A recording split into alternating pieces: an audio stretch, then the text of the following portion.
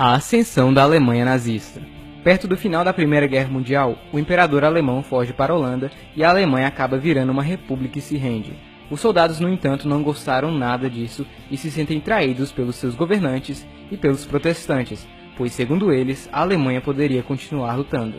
Com a rendição veio os termos de paz, esse que ficou conhecido como o Tratado de Versalhes, em que basicamente culpava a Alemanha por toda a guerra. Outros países aliados à Alemanha também tiveram que pagar, mas foi bem menos do que ela. No seu caso, ela foi obrigada a reduzir seu exército para apenas 100 mil homens, ceder partes de seus territórios e ainda pagar valores muito altos de reparação para os vencedores, principalmente para a França e para o Reino Unido. Isso deixou a Alemanha em uma situação bem difícil. Logo após o fim da guerra, vários movimentos comunistas começaram a surgir por toda a Europa, muitos deles inspirados na Revolução Russa de 17. No final de 1918, a Baviera se torna um estado comunista. No entanto, o estado não durou muito. Logo no início de 1919, os comunistas são derrubados e a Baviera volta a fazer parte da Alemanha. Porém, o governo estava com medo de algo do tipo acontecer de novo. Então eles contratam um ex-soldado austríaco que lutou na Primeira Guerra Mundial e agora estava desempregado para espionar possíveis partidos que pudessem ser ameaças à Alemanha. Quem era esse soldado? Então ele foi enviado para espionar o Partido dos Trabalhadores Alemães e descobre que o partido não era bem comunista, e sim fascista e nacionalista, e acaba aderindo ao partido. Logo de início, todos passam a gostar de Hitler, pois sua oratória era incrível e seus discursos chamavam a atenção de todos, usando ódio e achismo, não fatos, em relação aos judeus, e como eles destruíam a Alemanha. O antissemitismo já era algo intrínseco na população alemã da época, então de pouco a pouco, ele passa a conquistar mais e mais pessoas. Pouco tempo depois, ele se torna o presidente do partido, e o renomeia para Partido Nacional Socialista dos Trabalhadores Alemães, geralmente abreviado para Partido Nazista. Ele mesmo desenhou a icônica bandeira nazista, usando as cores da bandeira do Império e uma suástica no meio. Hitler começa a ganhar popularidade na Baviera. Ele falava o que as pessoas queriam ouvir e de uma maneira que todos ouviam. Desde o início, ele já deixava claro que renegava o Tratado de Versalhes, que era anticapitalista e anticomunista, e que a culpa de tudo de ruim que estava acontecendo na Alemanha eram dos judeus. O partido nazista tinha uma espécie de exército particular, ou milícia, chamada de Sturmabteilung, ou SA, que era formada por ex-soldados desempregados. A SA foi ganhando cada vez mais adeptos com o passar do tempo. A nova República de Weimar não era muito inteligente, e como ela não estava conseguindo dinheiro para pagar as dívidas de guerra, ela teve uma ideia genial: imprimir dinheiro. Muito dinheiro. Até porque se você imprimir dinheiro, você acaba ficando mais rico, certo? Quanto mais dinheiro é impresso, menos ele passa a valer, o que causa a famosa inflação. Em 1919, um dólar valia cerca de 4,5 marcos alemães. Em 1920, passou a valer 50 marcos. Já em novembro de 1923, um dólar americano valia cerca de 4,2 trilhões de marcos. Um simples pão custava cerca de 2 milhões de marcos alemães. As pessoas passaram a literalmente queimar o dinheiro para se aquecer, pois ele não valia praticamente nada. O nível de desemprego subiu e as pessoas ficaram bem putas. Sem o dinheiro, a França ficou puta e ocupou uma área muito industrializada da Alemanha, e passaram a pegar suprimentos para quitar as dívidas. Neste processo, vários alemães foram mortos. Isso deixou a população ainda mais furiosa. Já se aproveitando deste fato e inspirado na Marcha a Roma feito pelo seu amigão italiano, Hitler tenta pegar o poder à força, porém falha e é preso.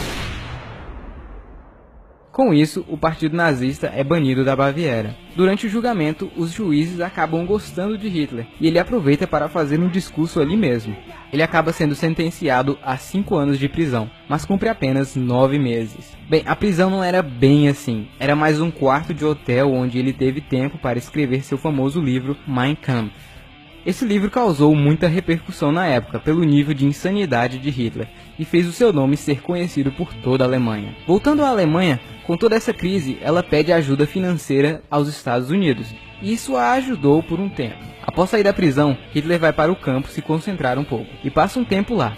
até voltar ao mundo da política. Neste tempo começou um certo desentendimento entre Hitler e a SA, já que Hitler agora queria chegar ao poder de forma legal e não à força. Já a milícia queria justamente o contrário. A população alemã em geral não ligava muito para as ideias de Hitler e ficavam com o pé atrás com seus discursos agressivos e com a violência da SA. E no mais, a Alemanha estava finalmente se recuperando do pós-guerra. Em 1928, o Partido Nazista tinha apenas 2,6% do Congresso, mas tudo mudou em 1929.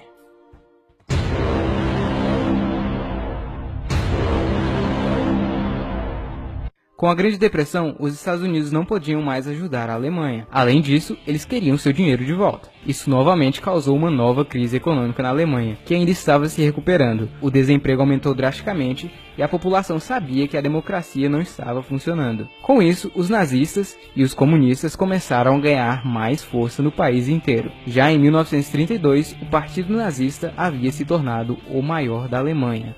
Hitler estava extremamente popular e praticamente todos o conheciam, então ele tenta a presidência da Alemanha. Porém, ele acaba perdendo para o popular e herói nacional Hindenburg.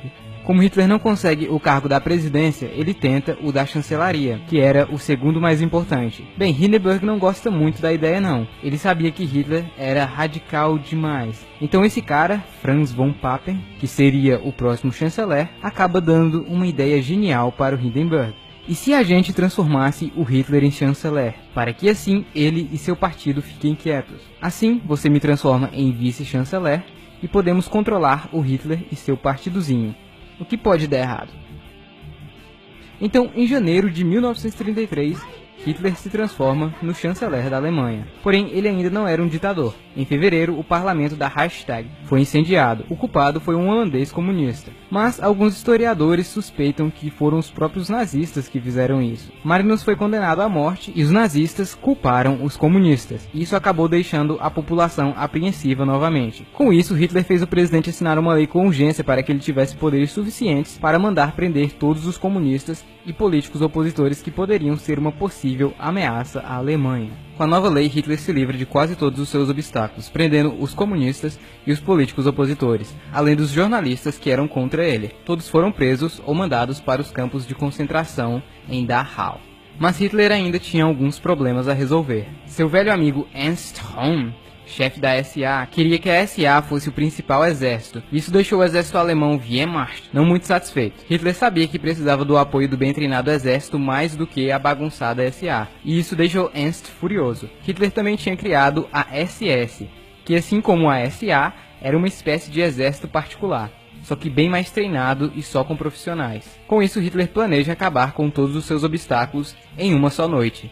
Esta que ficou conhecida como a Noite das Facas Longas. Nela foram presos e mortos vários possíveis inimigos do Terceiro Reich, como políticos, jornalistas, militares que eram contra o novo governo, membros do SA e até mesmo o velho amigo de Hitler, líder da SA, Ernst Röhm. Após algum tempo, o presidente Hindenburg morre de câncer. Hitler então funde os cargos de presidente e chanceler e se torna o Führer, o ditador supremo da Alemanha. E assim nasce o Terceiro Reich, o império que, segundo Hitler, duraria 1000 anos. Na Alemanha, quem não concordasse ou fizesse algo contra o governo, seja ele ariano ou não, era preso imediatamente. Isso fez parecer que todos os alemães eram nazistas, quando na verdade nem todos eram. Durante seu tempo inicial de governo, Hitler fez milagres para a economia alemã, que naquele ponto estava defasada. Ele investiu pesado em infraestrutura e principalmente em fabricação de armamento bélico. Isso trouxe o emprego de volta ao povo alemão. Em pouco tempo, a Alemanha tinha saído de uma grave crise e se tornado uma superpotência novamente. O povo alemão estava feliz como nunca antes. Hitler era visto como um herói nacional, o salvador daquele país. Enquanto isso, judeus e ciganos que estavam na Alemanha há anos foram cada vez mais perdendo seus direitos. Com o passar do tempo, os judeus que tinham condições acabam indo para outros países. Já os que permaneceram lá tiveram um destino cruel. A partir de 1938, todos os judeus, ciganos e outras minorias foram mandados para campos de concentração, onde trabalhavam até a morte em condições subhumanas. Alguns eram submetidos a experiências médicas cruéis, até que chegou um ponto em que eles passaram a exterminar todos em massa, em câmeras de gás. Essa que ficou conhecida como solução final. Hitler, com toda a sua ambição e loucura, fez com que a Grande Alemanha começasse a se expandir e anexar territórios, levando o mundo para mais um conflito global, que nunca será esquecido.